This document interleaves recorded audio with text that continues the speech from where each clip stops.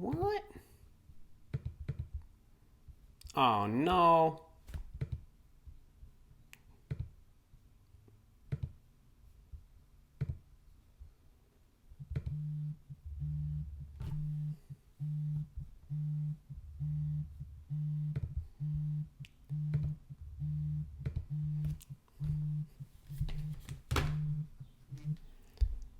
Hang on, folks. I just want to make sure. Kara, can you do me a favor? I'm having some trouble with my viewer. Is the full shot in there? Is the full shot in there? Is it full? Is the screen full? Okay. Hey, everybody. Sorry about that. It's Thursday. We're live. I'm Andy. I have some hair on my webcam, but we are at live office hours, and I love this time of week.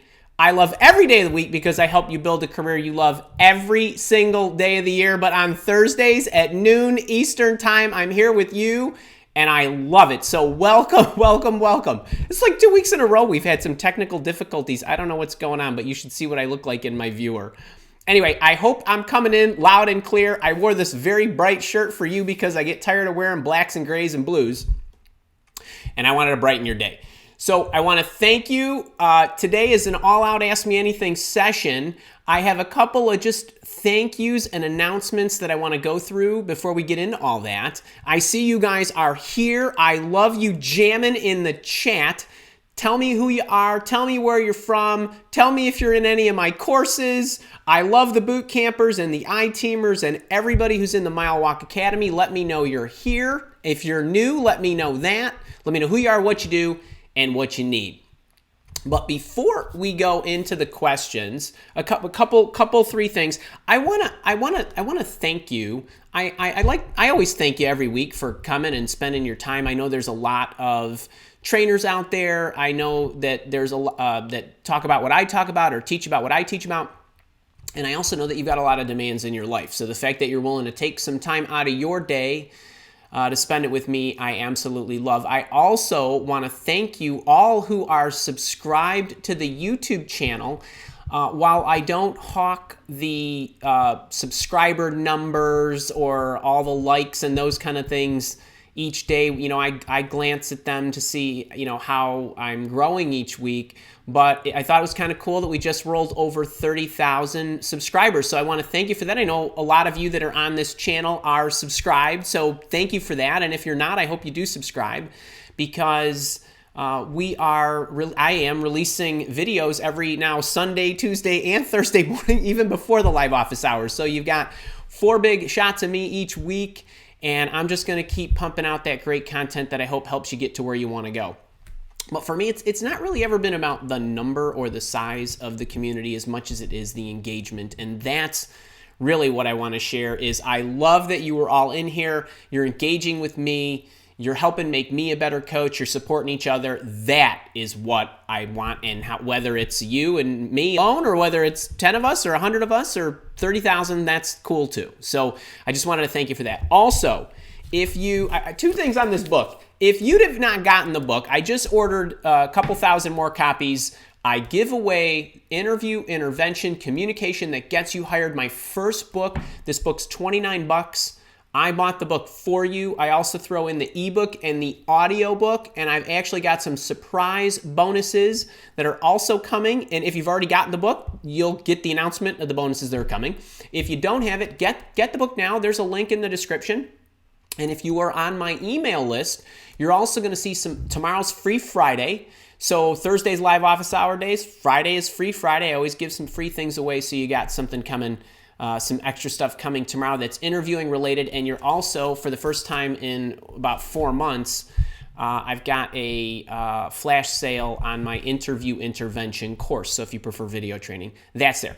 One special shout out to Kenneth Gomez. So funny story here. When I decided that I was going to be giving this book away, I decided that I'm in the United States, and I didn't at the time know how large my international community was. I've come to find out that 38 or almost 40% of you are internationals and 60% of you are in the US. And I needed to decide how I was going to distribute the book and give it away. And one of the things is that I have to pay a fulfillment company, and I have to pay the United States Postal Service I have to pay the fulfillment company to pick it, pack it, and ship it through the United States Postal Service. So I had to figure out all those charges, and I had to decide what I was going to charge for shipping and handling in the US or domestically, and I decided that everybody in the entire world would be just charged $7. I wanted to make it very attractive for you to get the book. So I went on Google, and I was looking for the farthest place on the planet from my hometown in where I live in the Chicagoland area. And lo and behold, that's Perth, Australia, is apparently the farthest place on the planet. So I was trying to be funny, and my witty charm. So in the email where I announced I was distributing this, I said, I will, people in Perth, Australia can rejoice. They can get my book for $7, and everybody in between for $7. You get where this is going. Kenneth Gomez from Perth, Australia sent me an email the other day. He had no idea that I did this, but he said, I'm from this faraway remote town. I don't know how long the book's going to take to get to me, but I'm in Perth, Australia, and I thought that was the coolest thing. And so I sent him a message back. And here he is now, and it's probably Friday where he is, I think, or maybe it's Wednesday. I don't know. But Kenneth, welcome to you. And everybody who's here, I just want to say a huge thanks for engaging with me. I really do. All right, so let's take a look at the captains here. God bless me and my family. Thank you. And God bless you and your family. And Kenneth Gomez from Perth. Can we all get him just a live office hours shout out? I think that is the coolest thing. And someday I want to get to Perth, Australia. Umpty Frats, how are you from Washington?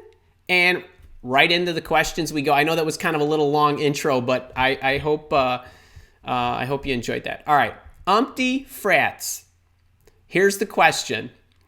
Given that not every posted job description is a perfect match for one's skills and experience, what is a good match percentage in the eyes of a recruiter? That is a fantastic question, Umpty Frats. Actually, I love this one. Let's talk this through a bit. So, if you've been following me for a while now, you know that when I talk about resumes and packaging up, all that is the goodness that is you into the resume, evaluating the job description, submitting it into an applicant tracking system, and so on, I recommend JOBSCAN, which is a wonderful tool that allows you to put your resume into the applicant tracking system and into its tool, as well as the job description from the applicant tracking system into its tool, and it gives you a match. It gives you like a percentage. So it's a very quantitative view that shows you how closely you align to the job description, and then it helps you try to get your resume more in tuned. Okay, that's just from a resume and a submission standpoint. But what Umpty France is asking me is to just even consider, when I look at the job description, knowing my background, how can I be sure that this is the right job for me?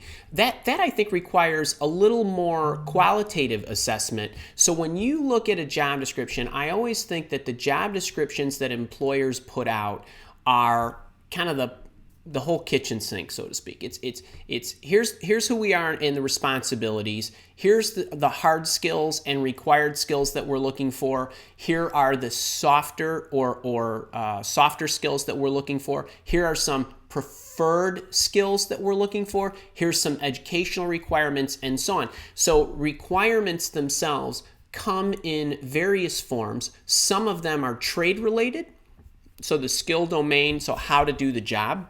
Others are characteristic related, a little more organizational skills, whether you're a self-starter, whether you have a lot of customer service orientation, whatever it might be. So some of those softer skills.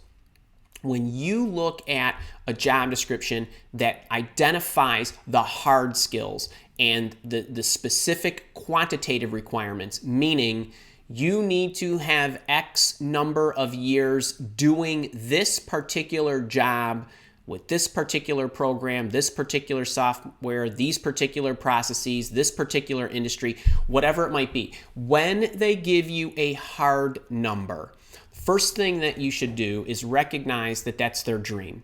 And if you don't have 10 years of experience, but you're pretty close, let's say you have 7 or even 6 or 8 or something like that, I would say you can consider yourself good to go on that hard skill. So when you look at all the hard skills, depending on what specifically they're looking for, I would say if you're 2/3 of the way there, you're probably good to go, and I would apply. I would definitely apply to that job. Now, before I apply to that job, I probably would use the JOBSCAN tool. I would also look at all of the softer skills that they're asking for.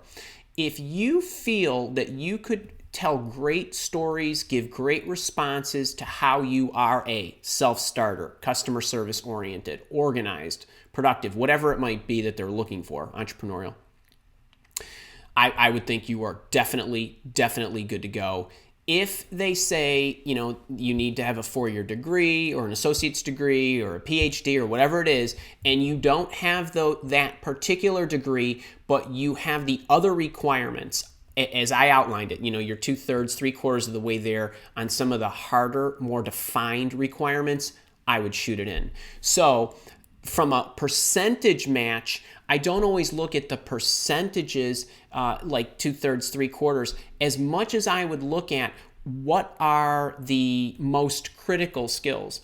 So if you know that is an engineering position or a software development position or a project management position, and you're going to need those base skills in order to survive and do well, that's what I would focus on, because that really matters. If they've got a laundry list of things that they say are required, most of them are actually not required. There's probably 2 or 3 or 4 things that they really need that person to do effectively. If you are an expert in that space, even if you don't have that many years of experience, you should know which of those requirements are most important. So it's not a hey, if you're 75% of the way there, I would just go in. If the employer is asking for 5 things and you match the 2 most important and critical things, that's only 40%. I still would go in with it, or 3 of the 5 if those are the really important ones. So you have to look at not all those requirements are created equal. Some of them are hard, some of them are soft. Of the hard ones, not all of those are required. So that's how I would look at that. So I don't know that I would give you a hard and fast number, but from a years of experience perspective, I would say 2/3 to 3/4, and I would put it in. All right, I hope that helps. Margot Sharp, you're a new name to me. Hope you are enjoying this. Okay, you love all the great tips on interviewing, and you find it a little difficult to execute all of them. There's a lot, for sure. Any tips on which ones are the most important? I love this question. Let me review it, and I want to preface this a little bit too. Okay, so Margot asks, I love all your great tips on interviewing. There are so many that I find it difficult to execute them all well during an actual interview. Any tips on which ones are the most important? So first thing is, to Margo and everybody else, I know there's a lot of stuff out there. There's a lot of tips out there, and there's a lot of trainers with a lot of tips out there. And I know it can be very overwhelming. But if you are in an interview, the most important thing for you to understand is that the way you articulate your fit and value to the employer and as it relates to what they need at the moment, is what ultimately is going to get you the job. So specifically, the candidates who are able to show that employer how what they do and what they bring to the table will satisfy what the employer needs at the moment is going to get the job. Because all of the candidates that are in the interviewing process at the moment, they're qualified, at least on paper. That's why the employers brought you in. So you're qualified, but they're also qualified. So the person who can connect the dots for the employer most effectively on how his or her background matches what they need, that's the person that's going to win. If I have to isolate it down to one. Now, there are obviously a lot of factors. The chemistry that you develop with the interviewer is very important. Your ability to respond effectively, I call it storytelling, but there's different principles to storytelling. As I define it, there's 5 big ones that you need to do to effectively get that response across so that the employer can get what they need about how what you do fits what they need.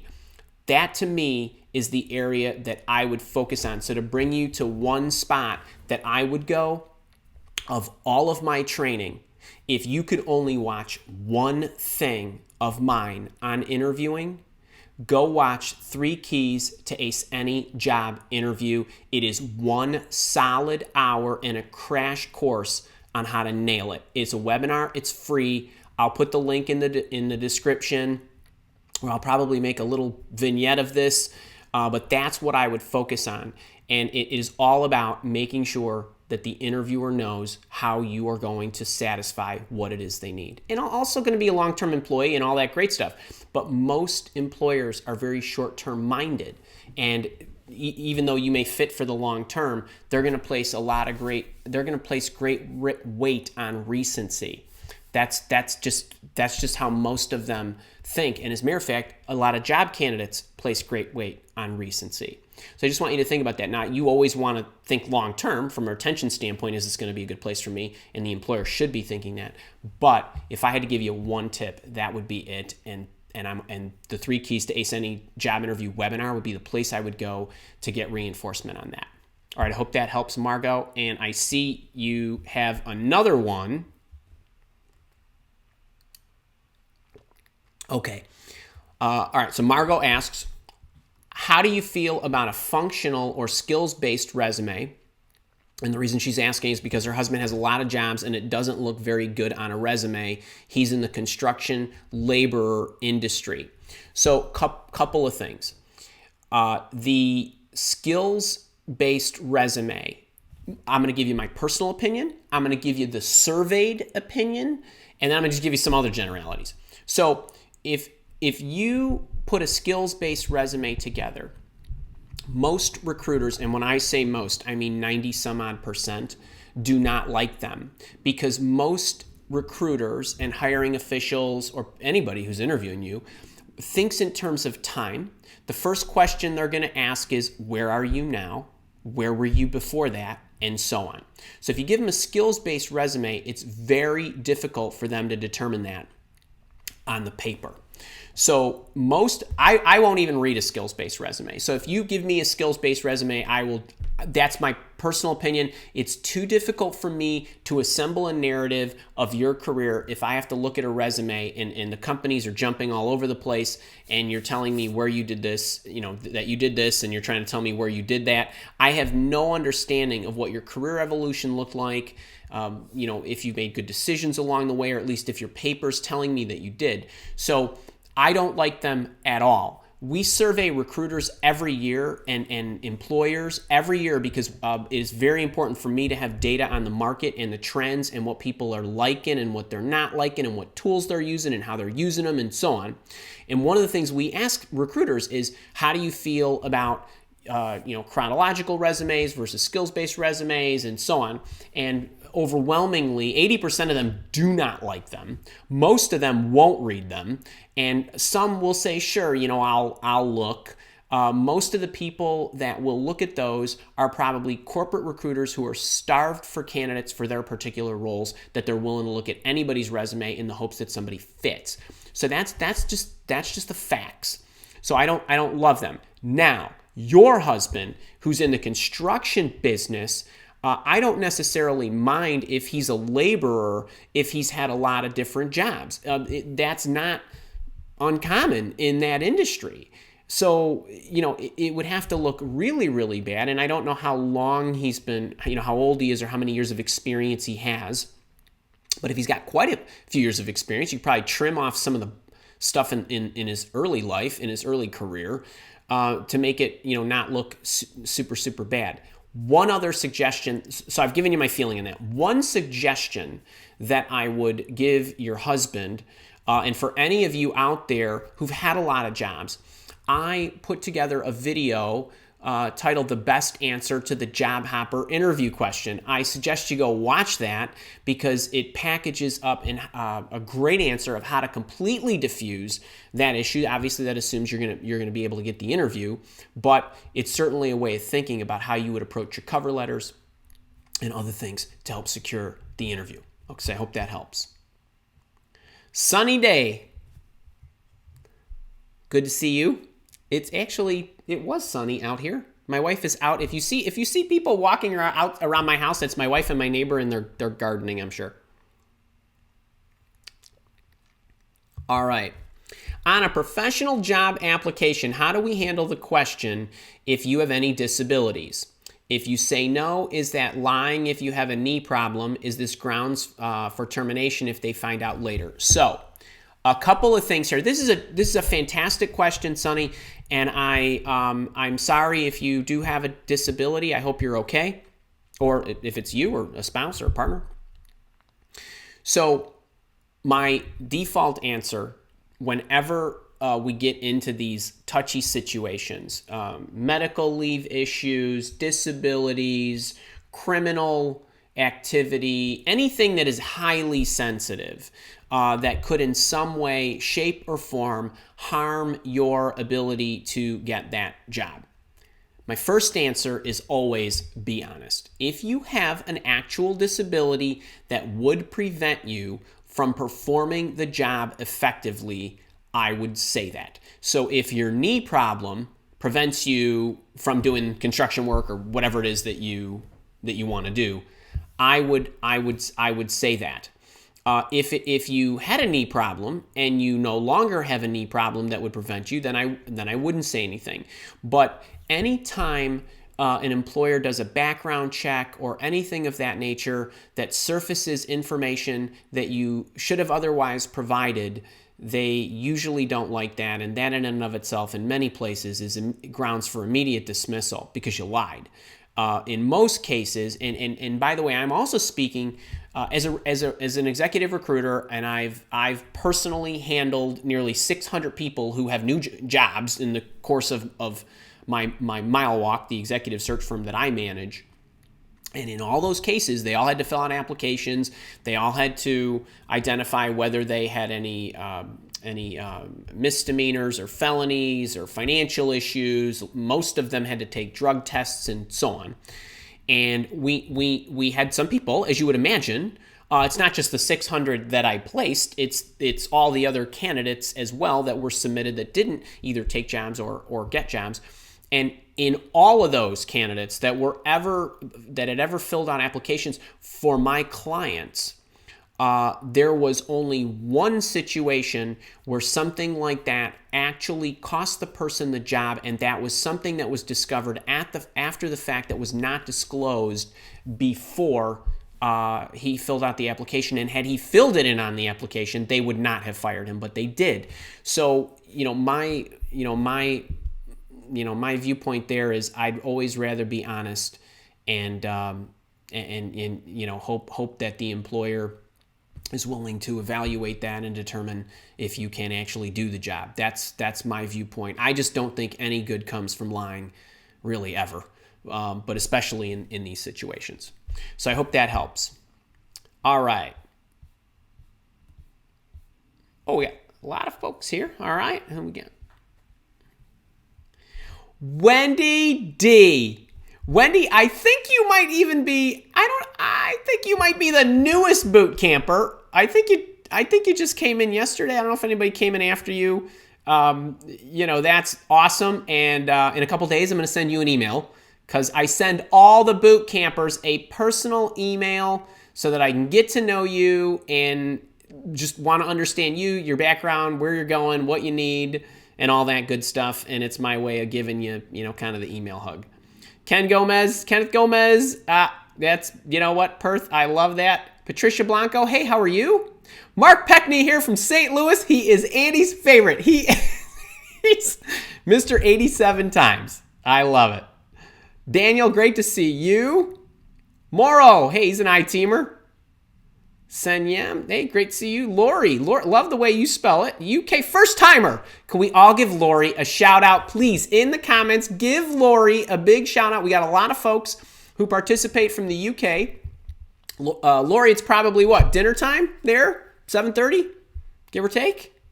And Siam from France, great to see you. Linda Du, Hey, Andy, I've been binge watching your videos the last couple of weeks. Thanks to your videos, I made it to the third final round of interviews with a well-known nonprofit organization. You are welcome. You're welcome, you're welcome, you're welcome. All right. Charlotte Hobbs. Looks like we got a question. Kara, how am I doing? I think I'm getting them here. Give me a little hidey hi in the Slack thing. Okay, this is a great one. Charlotte Hobbs, when you are over 60, decision to stay put or to move to a new institution with promotion, how would you decide? Great question. It's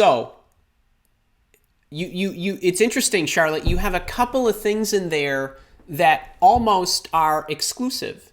So if you look at the back half of your question, how do you decide to stay put or to move to a new institution with a promotion, has nothing to do with whether you're 60, 40, or 25. So for me, and by the way, I'm gonna speculate because I only have this much information from you. So a lot of times, folks, when you okay, so I'll be 52 here in a month or so. So in the 50s and 60s and 70s, and I know a lot of you still are highly active, you want to work, you love work, or you need to work, whatever it is, you get a little nervous when you're recent man or woman on the totem pole. So I'm wondering, Charlotte, if you're concerned because starting a new job and you're over 60 and you're worried that you could get let go if something happens with that institution. I don't know if that's why you're concerned. I tend to, I'm always looking forward, and I want to go to places where I will be happy based on what my requirements are, what drives me and my happiness, as well as my ambitions and what I want to do and bring out to this world or to companies or institutions or nonprofits or whatever it might be. So I can't answer whether you should stay or whether you should go. I'm always of the opinion that if you are very interested in this organization or institution, and this is a promotion, obviously, and hopefully it's a promotion and maybe a pay increase, then if it was me, just because of the way I look at the world, I would take it if it met all my criteria. And I successfully extracted that information from that employer or institution, and I looked at all of the information I gathered against my requirements, and it was all in order, and the outlook looked good, and I was excited about it, and so on. I would do it. That's me. But the interesting thing here is I would be wildly interested in what your hesitation is. So if it's, well, I could get let go. Well, you know what? If anybody could get let go at any time, it always is interesting to me. We recruit people. Obviously, I just mentioned that a few minutes ago. When we reach out to job candidates, and many of the times they are passive, so we're calling them. They don't need us to call them. They're happy in their job. We call them. We develop a relationship. We see if we can match them up with one of our clients and give them a better place to work in a better situation. And a lot of times these individuals say, well, hey, I'm at this large organization and this feels safer to me, and I don't want to go to that 100 or 500 person organization, which is a smaller ship. Well, then what happens is when the Motorola's and the Allstates and the Pepsis of the world, and they let 4,000 people go, then, that's not a safe environment either. So, there's no guarantees in this world, and this ain't your granddad's, market anymore. I mean, people don't go into jobs and stay there for 40 or 50 years and then retire. They simply don't. We have lots of different jobs throughout our careers. The average person is somewhere between 8 and 10. So I just want you to think about that. There's no such thing as safety. So you need to take responsibility for your career. You need to take responsibility for doing the right things to thrive in the environments that you are, and you need to enjoy every single day of your life. So, a lot of people worry about stuff that never will happen, and they factor that into their decision, and they make poor decisions because of it. Now, I don't know your whole situation. So, if you said to me, well, I need to make sure that I continue to have medical benefits or all this other stuff, there are a lot of factors that go into that. If you've made a proper list of your requirements and you've gotten the information, you will make a good decision. But if it was me, I would take it. All right. Moral. Fantastic. Okay. Moral's talking about the Interview Intervention book. Folks, $7 anywhere, even Perth, Australia. So come on, you gotta grab this while they're still available, because I know I'm not an endless pile of money. All right. And I won't have it available for all time. Russ Goddard, great to see you. It's 12:06 a.m., but it's like the next day, isn't it? It's not even like today. It's like tomorrow. Steve Dierda. I'm not sure how you pronounce your name, from Atlanta. Thank you for answering. Oh, you're the guy that emailed me this morning and I responded. Hey, you're welcome. Folks, I read all my email.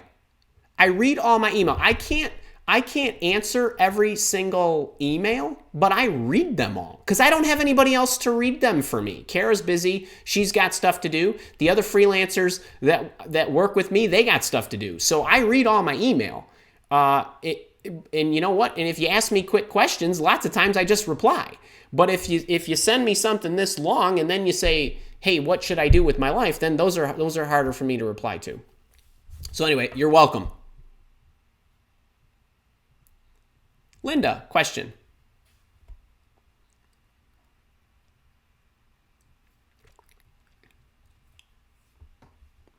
Okay. So Linda is asking, I will be interviewing with the supervisor first and then the chief officer of the department. What questions should I expect in the final rounds? What questions should I ask, and how to stand out? Okay. There's not a ton of information there that you're giving me as to what it is you're interviewing for. And okay, so let me try to break this down. I don't know what you're interviewing for, so I don't know what questions they're going to ask you in the final rounds. I would say that usually this is a general response, because Linda, I don't know what you do. Generally speaking, this is like 80% of the time. Most recruitment processes are screened by somebody who is a front runner, like an HR person or a recruiter, could even be the hiring official, but they're usually just trying to get a feel for you, what you want, what you're about, what you bring to the table, just really some general stuff, just high level, maybe a few skills. Do you have the requisite background and so on? That's early. Second step is what I would call a, either a cultural fit or a technical screen. Technical screen doesn't mean you have to be a developer. You could just, if you're a project manager, do you have the right project management skills? If you're a chief information officer, do you have the right CIO skills? Whatever it is, they want to make sure that you actually have the goods and can do the job. And they're usually doing that in the middle rounds where they're checking, cultural fit, and which they're usually checking the entire way through. And your technical assessments usually are very early in the process, because if you don't have the technical goods or the domain skills, they want to bounce you out. Then toward the end, that you start to elevate, and the discussion usually gets more strategic. Where's the company going? How do you fit in? What do you bring to the table? How do you see this? And so on. That's almost regardless of what position you're interviewing for. That's usually the way a lot of companies will roll it out. It's not always. Sometimes companies, you come in for one day and they just take you through the whole thing and they hit you with everything. So I would suspect that the chief officer of the department would likely be asking higher level, more strategic questions about and offering you that insight about where they're going and wanting to know how you fit in, where you see yourself growing. I hate this question about where you see yourself in the future, what you're working toward, how you're going to, all that good stuff. That's what I would suspect. Regarding the questions that you should ask, what I would do there is, actually, I don't know when your interview is, Linda, but If you grab this little beauty, inside Chapter 7 is 39 great questions to ask, and I break them down by company, boss, role, and interviewer, all for you. And what you can do there is the questions that are more corporate oriented about the organization, the higher level stuff, I would reserve to the boss and to the top dogs. So the chief officer of the department, I would ask him those more strategic questions. I would also check out my top 5 questions to ask in a job interview. There's a video. It's a popular video on my YouTube channel and my blog. Check that out. By the way, I probably get more emails about that video than all my other videos, because every time people are using those questions, they send me an email and say, this question won me the interview, the interviewer told me. This question, the interviewer said she'd never been asked that before, and she was totally impressed, and I think that won me the interview. Those 5 questions that I give you, my top 5, go across the entire gamut. So there's some strategic stuff, some role stuff, some surprise stuff in there, but I would check that out. And how you stand out, trust me when I tell you, the person, and I mentioned this earlier to Margot, about the person who can explain her fit and value more so than the others, and how her fit and value satisfies what it is the employer needs, that's what wins the interview. It really does. And where a lot of people fail is there's miscommunications, they didn't make the connection, they didn't connect the dots, so to speak, or they were talking about their fabulousness, big mistake, they're talking about their fabulousness that is true and accurate, except that's not what the employer needs. So people are highlighting the wrong stuff. So you want to stand out, highlight the stuff that they need to know, and a big part of that is with the questions you ask about what does success, if I was to take this job, what does success look like? Exactly what will I have done within the next 12 months that you would consider this to be successful, a hire of me?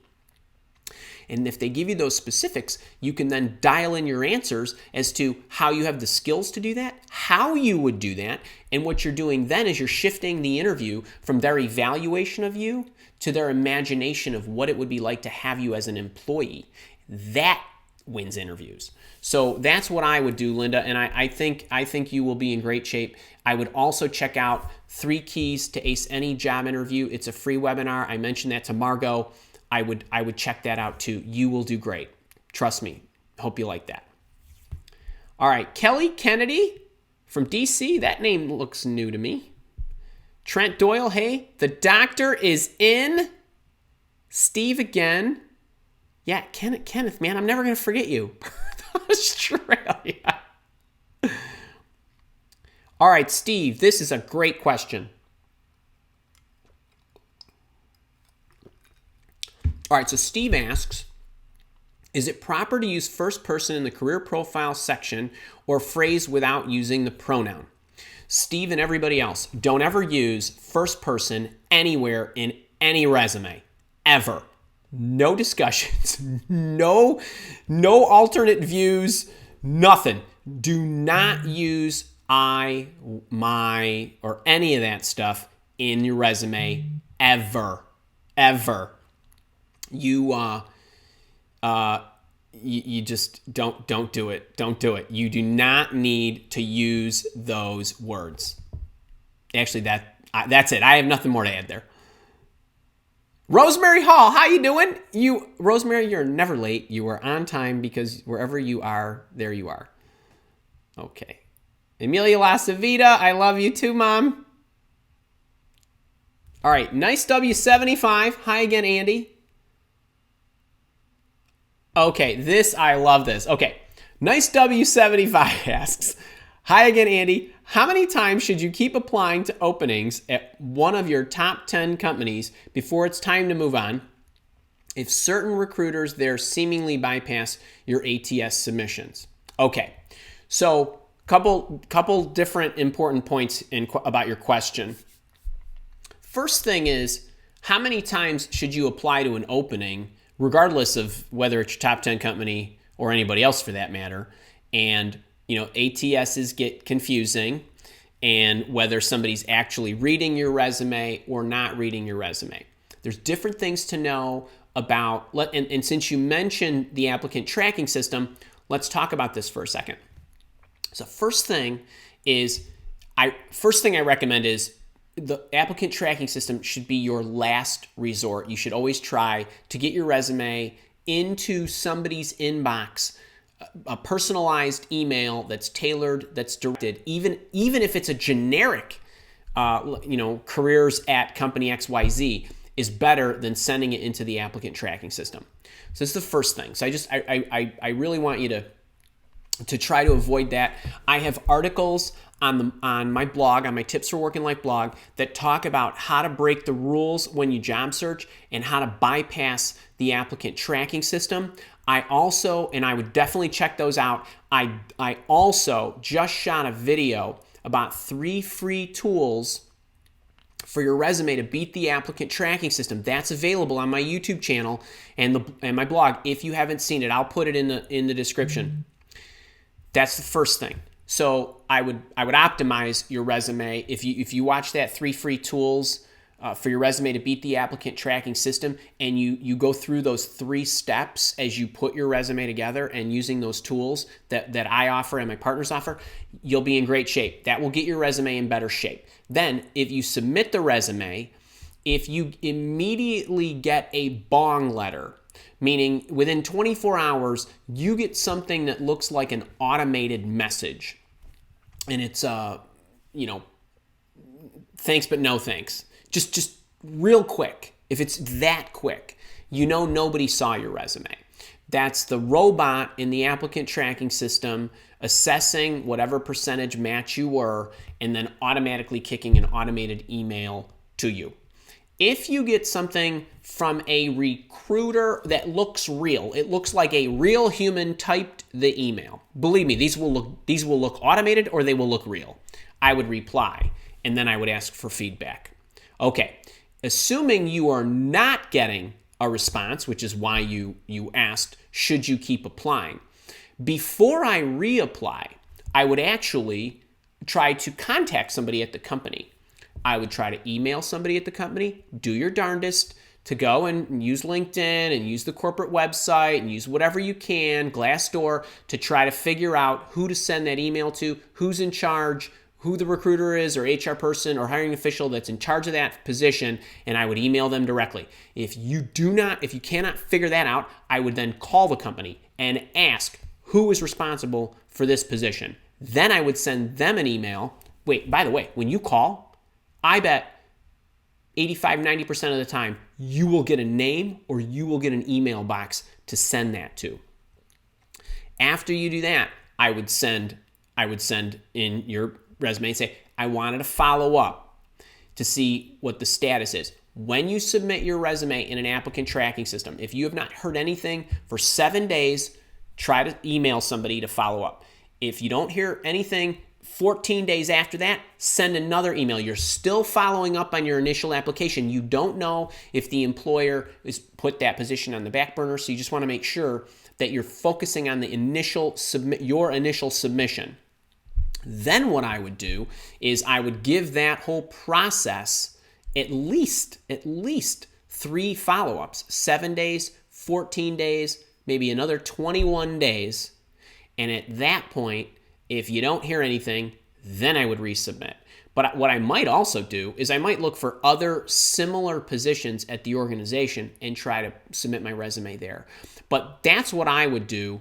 So I would try to work my initial submission until I got some resolution.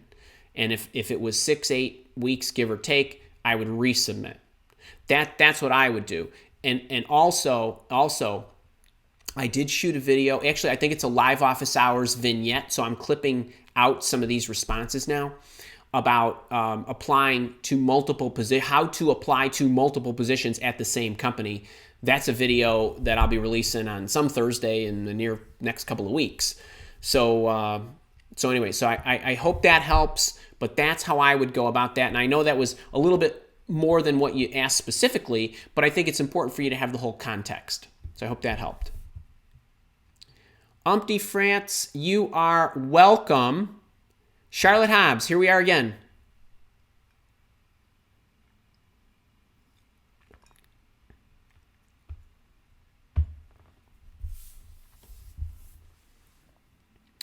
Okay, Charlotte Hobbs is asking, when asked on the first visit, 1.5 days, to give a talk for 45 minutes about experience in multiple areas, why applying, any tips for framing the 45-minute presentation? Okay, Charlotte,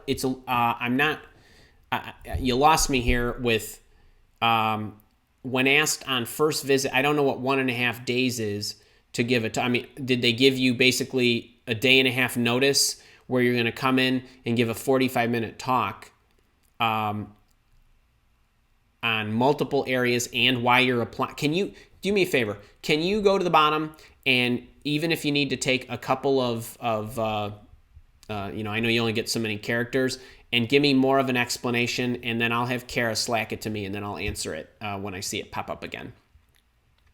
All right, Tony Tien, you're welcome from Houston. Pierre Vincent. Hi, Andy. I'm in my 50s. I am too. I am thinking I should start a new career. I did. In an area that interests me. What do you expect? When do you expect to air 12 Steps? Okay, this is a great one. Okay. All right, Pierre, my fellow 50-something, is asking, he wants to start a new career.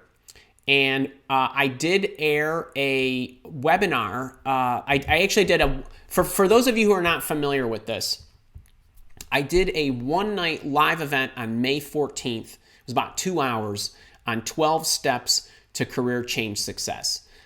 It's kind of a special one for me. I've changed careers twice, and I ran it, and then I think it was last weekend we ran it again. We ran the replay for 48 hours. I don't have on the schedule to run it again. That's not to say I won't, but until I do that, there are 2 spots I would go for all of you career changers. The first one is I have a short video on my YouTube channel, Career Change Success, the first 7 steps, and it takes you through. It is certainly not as detailed as the 80-minute webinar plus the 50-minute Q&A we did, but it's going to give you a lot of great stuff to make that change, because it really is about how do you position yourself, how do you investigate, how do you decide, how do you get educated, and how do you start, and so on. So that's a short 10-minute video. I have a live office hours that's more than twice that length, so it's probably 20-25 minutes of teaching. Right, in the live office hours, I used to teach for 20 minutes, and then I would take your questions until I moved to this new content calendar where I'm releasing videos every other day. But there's a live office hours about how to change careers successfully. If you go on my live office hours playlist, you'll see that, and I would watch that. They're very good. I think they are, and I think you'll get a lot out of them. And then in the meantime, keep an eye out, because I will occasionally re-release that. I want to improve it some, but it was a darn good webinar. For those of you who haven't seen it, keep an eye out for it. But in the meantime, I would check out those videos. And I also have an article the first, maybe it's 5 steps to career change success on the Tips for Working Life blog. It was a written article before when I was simply writing articles and not shooting videos. So try those out. Trent Doyle, what scares me is not meeting their requirement, which you just addressed, but even at 56, is there a plus to talking to a career advisor? How do you work through discouragement? Okay, so a couple questions here. All right, so Trent Doyle is asking, but even at 56, is there a plus to talking to a career advisor?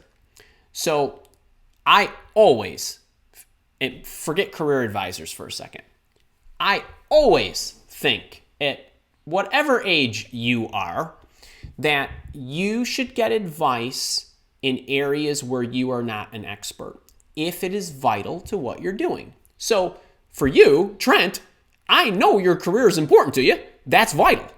So if you are going through, I don't know if you're out of work or if you're unhappy or if you're unhappy in your job or you're unhappy in your career, I'm always, I feel it's very important that you get a coach, whether that's a virtual mentor like me, or maybe you're just watching my free stuff, or you're here, obviously, trying to improve, or you need to sign up for some of the paid training, or you want to engage me or somebody else one-on-one. I always believe that is helpful. You just need to make sure you're finding the right coach for you. For me, for example, I need to elicit help in areas where I'm not an expert. So I wish you guys could see the other side of my office, which looks like you walked into a Photoshop. There's cameras and there's lights and there's all kinds of stuff going on because I have to get coached on, how to shoot videos and I didn't know anything about sound engineering and I didn't know anything about setting up a blog and I didn't know it. But these become, or podcast or anything, all of those were becoming, I know my space and I know how to teach about job seeking and recruitment and hiring and all that good stuff, and even productivity and organization and other things that I consider myself an expert on. But there are other elements to my business that I need to get counsel. And it would be silly for me to try to learn this all on my own. And sure, I watch YouTube videos just like you guys, but I have coaches for everything. I have coaches for everything that I do. So, and they're not, I'll be 52. I got 28-year-old coaches and I got 60-year-old coaches and I got 40-year-old coaches. And it just depends. So I am a huge believer in you don't need to go it alone. You don't need to go it alone. Trust me, I do this every day in my life. I can help you. That's that part. How do you work through the discouragement? This answer here is I get discouraged every day. For all of you out there, trust me when I tell you, it ain't all peaches and cream on this side of the camera, okay? I sweat it out every day. I show up every day and I put myself in motion and I take a step forward and I have total faith that it will work out however it's supposed to. And I have to believe that I otherwise I would succumb to my fears and I would quit and I would run away and you'd never see me on Thursdays or any other day of the week. But the discouragement, what I find is, number one, have faith. It will work out. The universe will provide and all that good stuff. I mean that seriously.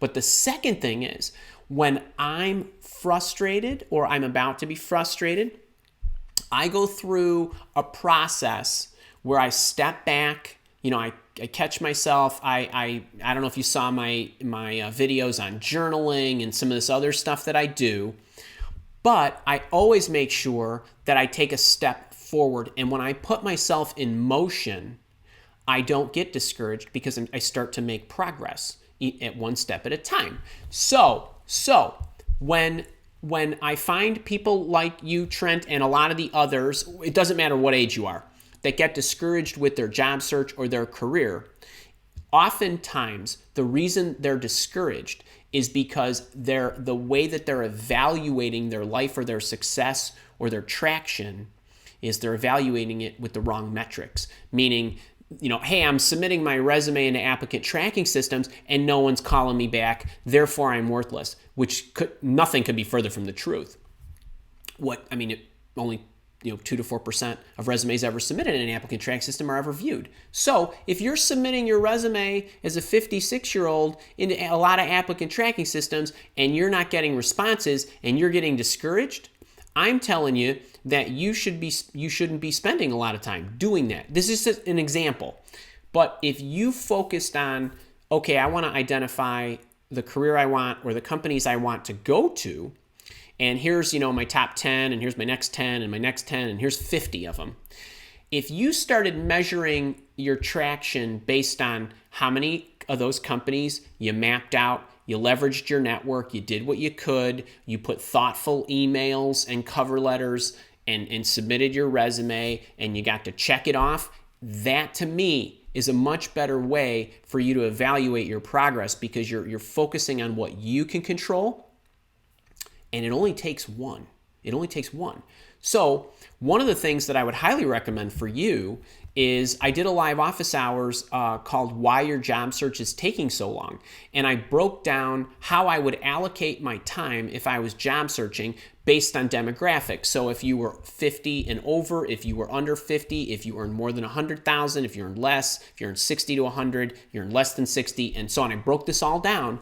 And if you focus on those activities, not only will you likely have more traction, but that discouragement will likely go away the moment you see yourself in proper motion and take that step toward, what ultimately is your goal, which is to find the right job, find the right career, or whatever.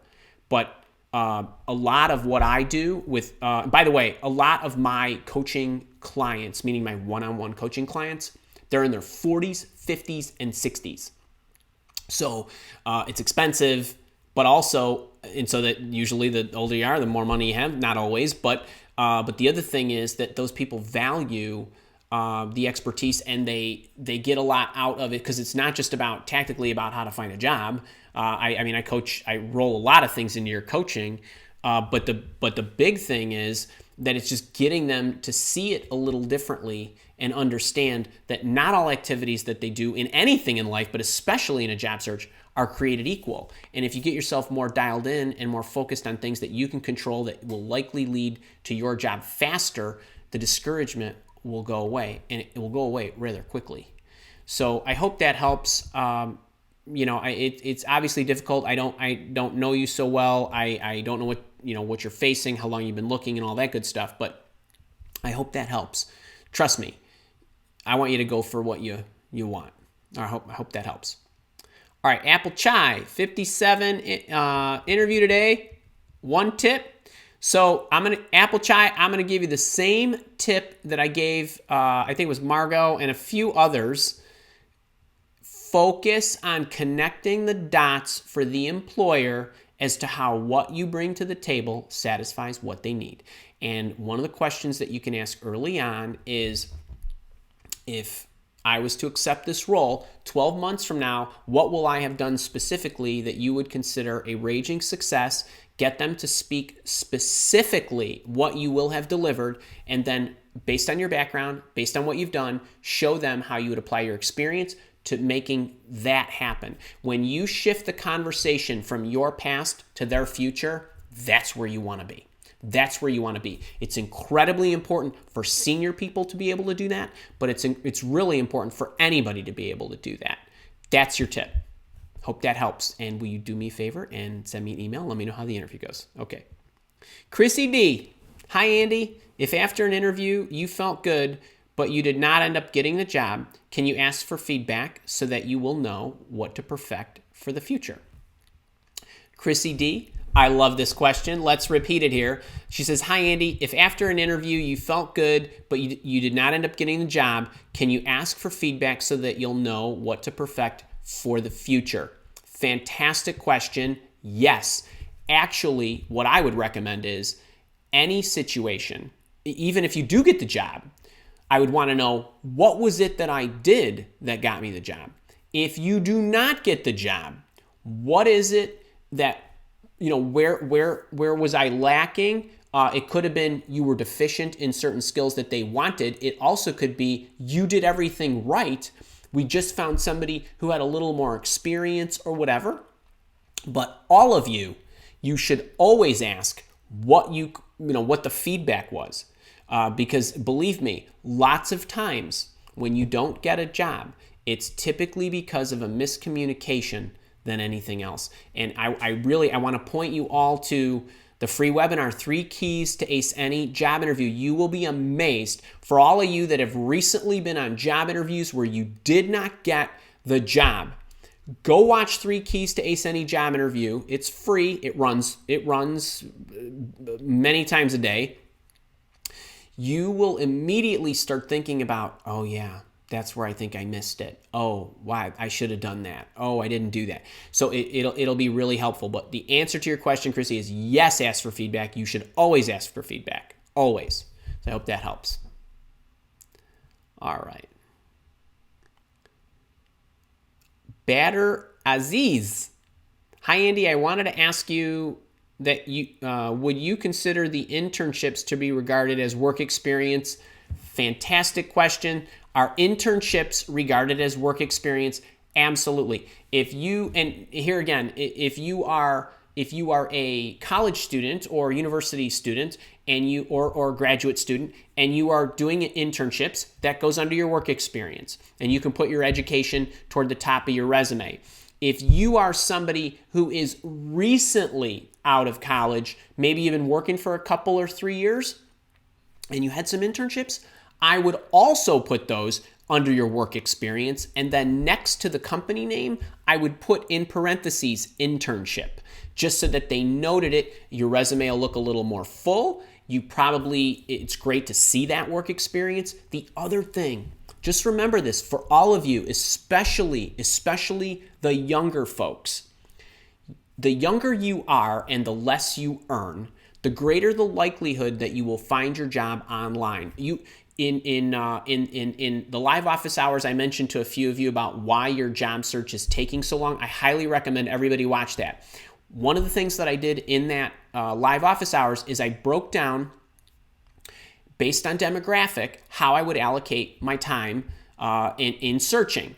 But one of the other things that I did in that live office hours was I showed you the percentages and probabilities of how you will find your next job. When you are earning less than $60,000, you've got a 27% chance of finding your job through your network, but you've got probably an equal percentage getting your job online. 44% chance of getting your job online. So that means that your ATS submissions are going to be more important. And the reason I'm sharing this is if you have internships, that gives you more opportunity to put keywords in, descriptions of the companies you worked for that might be in alignment with what it is that you're going for.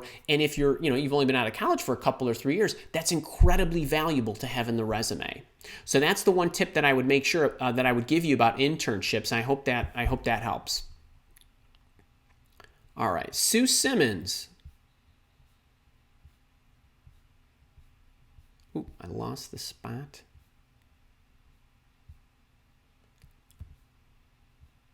All right, here we go.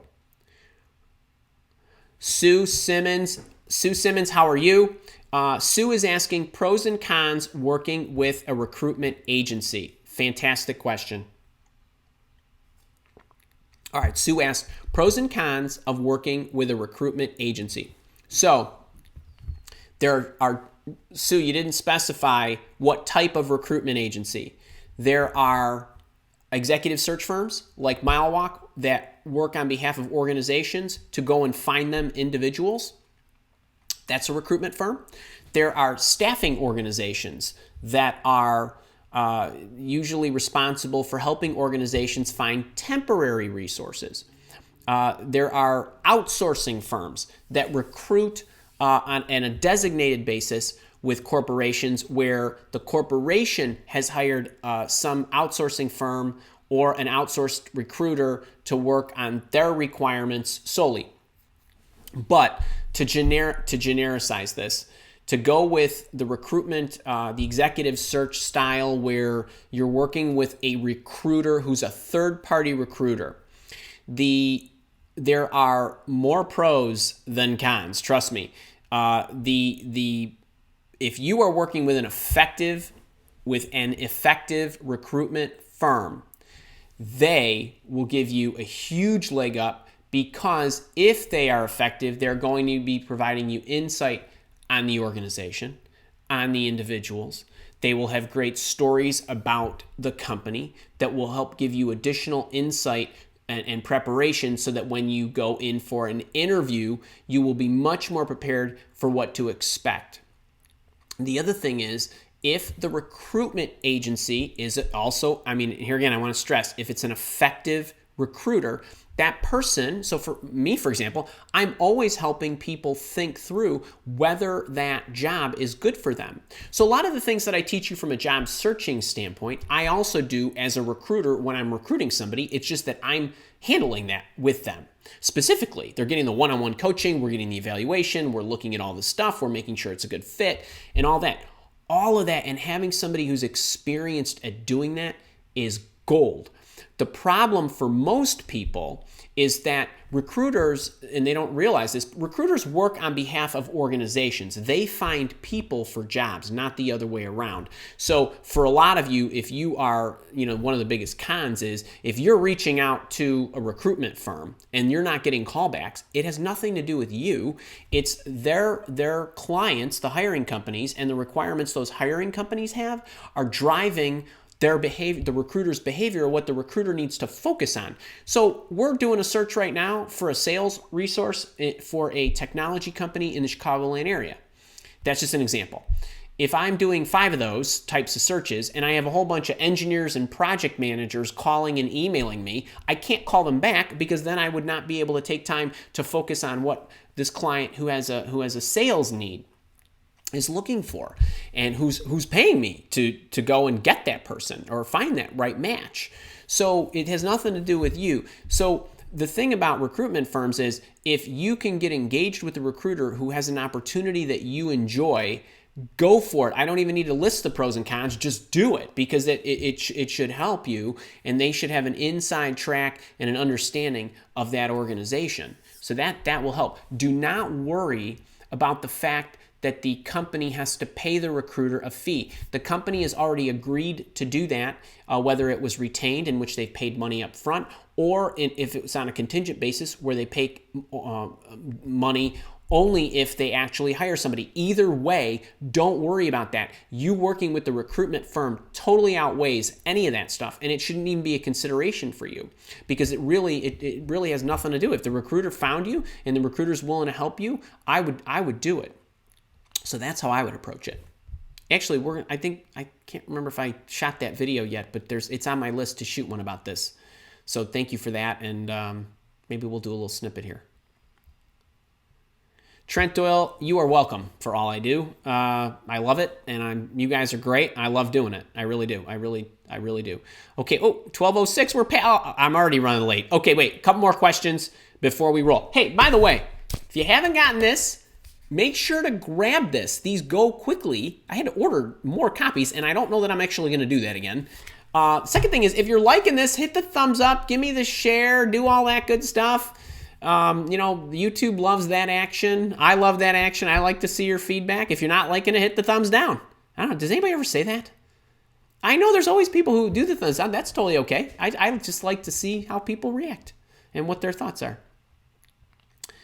All right, if you have experience in working in 2 different fields, say finance and marketing, how would you tackle a question if the employer asks you which field you are leaning more toward? Okay, this is fantastic.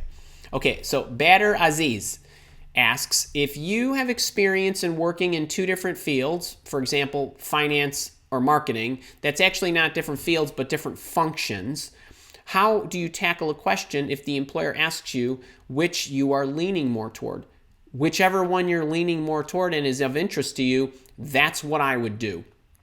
I would just be honest because at the end of the day, you want to be happy in the job that you take. So here again, if you have and by the way, finance and marketing are pretty different.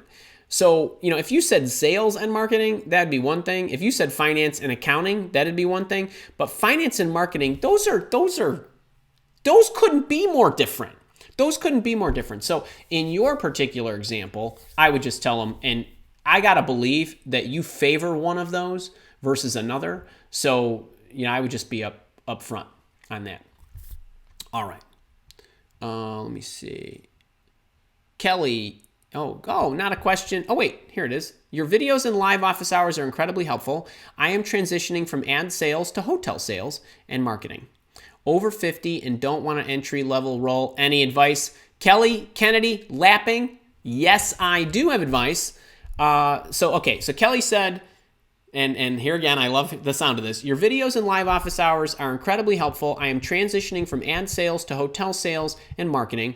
I'm over 50 and I don't want an entry-level role. Any advice? Kelly, I literally, as in 2 days ago, released a video, job search advice for over 50-year-olds.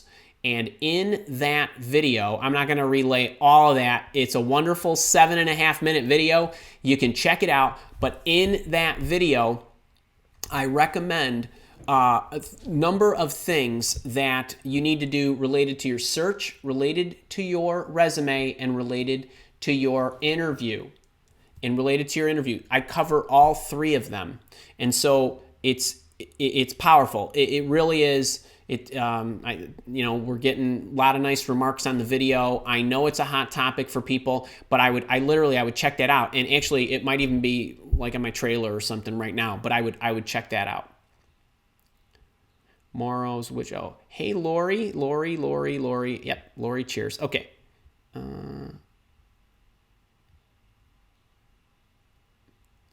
So Marta's asking, this is an interesting one. Hi, Andy. Thank you for your help. My husband is unhappy with his work. However, he is still not emotionally ready to quit. How can I help him? Is there anything I could say or do to help him? Marta, yes. What I would do is be supportive. And I would also say that the one thing that people, and I talked about this, I talk about this on like page 11 or 12 in this book. And it talks about, it's my opinion that people would rather live with unhappiness than uncertainty. And that, most people will not make that change until something gets truly, truly bad. I mean, it has to be really bad before they'll make the change, especially somebody who's been working for a number of years, maybe stuck in their career. So at this point, what I would do is I would be supportive, and I would try to get him to think about identifying what it is that makes him happy, meaning his requirements and what he needs in an opportunity or a job or an employer or a career or whatever it is. One of the things that you can check out, I have a 75-minute 3-part video series called The First 5 Steps to Career Success. And it talks about making sure that you're in order and that you know where you're going, you know what you want and all that good stuff. But there's an exercise, there's a workbook. You can get it off the front of the Mile Walk Academy.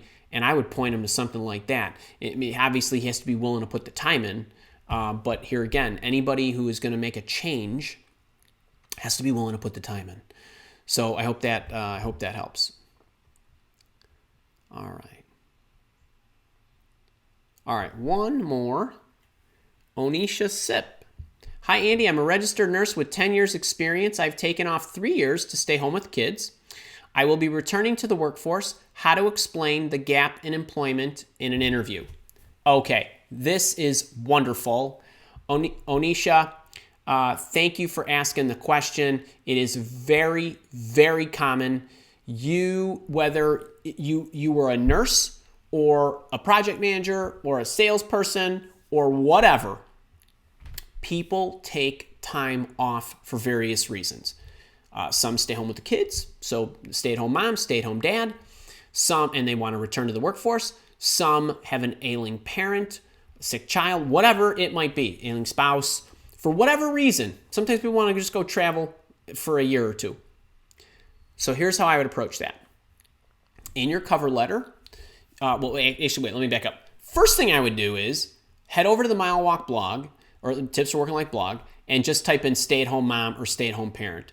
I have a 12-step transition plan that I already put in a book for you. By the way, folks, if you need anything, like you're a military vet or you're a salesperson or whatever, anything you can think about, an administrator, anything you can think about that's unique to you that you think is real niche-y, go into the Tips for Working Life blog, type it in the search bar. I've got something for you. So it'll be there. You'll be shocked at the stuff that I have that's available. But go get that booklet. It's 12 steps of how I would transition back. Use that as an outline. It's a free download. Then what I would do is, as you start to craft your resume and all that good stuff, in your cover letter, you simply note that you want to, by the way, you want to make sure that your cover letters are targeted. And if you're a nurse, you could be working in a doctor's office, a hospital, or all kind of clinics, emergency cares, whatever it might be. To whoever you are going to be reaching out to, I would make sure to clarify that in your cover letter. And so on the resume, you don't need to, just your resume will end at 2014 or 2015 or whenever it ends. It's okay. Just in your cover letter, just put, I stayed at home. I worked for 10 years. I decided to stay at home to raise my kids. I'm now returning to the workforce. That's all you need to say. There is nothing you need to explain. You just need to share it. And that goes for anybody, whatever your situation was. You just need to share it. Believe me, this is life. And you want to work for an employer who understands that. So I hope that helped. All right, how are we doing? 12:15. All right, folks, I have got to cut out. However, number one, thank you again for coming. I love that you're here. It's super fun for me. If I did not get to your question, jump into the comments section and just put the question there. Because what I do is because I feel so badly, I can't answer all the questions. I check my YouTube comments on a daily basis. But for stuff like this, for the live office hours, over the weekend, I try to get back to everybody. So if you put your comment in the comment section, this video will be recorded. It will go unlisted for a short period of time today until I can get it set and situated and re-released. But you have access to the link. So go ahead and put your comments in the comment section, and then I'll do my best to just respond to them via comments, or I might shoot a video on them. Or I might send you to a video, either which way. But I definitely want to help you. I want to thank you again for your attention. If you were not subscribed, subscribe. If you like it, give me the thumbs up. If you want to share it with your friends, please do that. And by the way, just make sure to grab this. And part of this free offer with just the $7 shipping and handling, I got the ebook, the audiobook. You get the hardcover shipped anywhere, even Perth, Australia. And we got a great interview intervention support group, Facebook group of highly active people. I'm in there. There's a whole bunch of others. They're helping each other. We're sharing stuff. I give away free courses to people who help support circulating of my message. I give courses away every Monday and Wednesday now. So I would highly suggest you hop in and you grab a copy. All right, until Sunday, when tomorrow in your email, you're going to get a bunch of free stuff and an option to get 50% off the interview intervention course. And then on Sunday, I'm releasing another video. I think that one's on how to make great choices. And then, Sunday, Tuesday, Thursday, and I'll see you back next week. Till then, have a great one.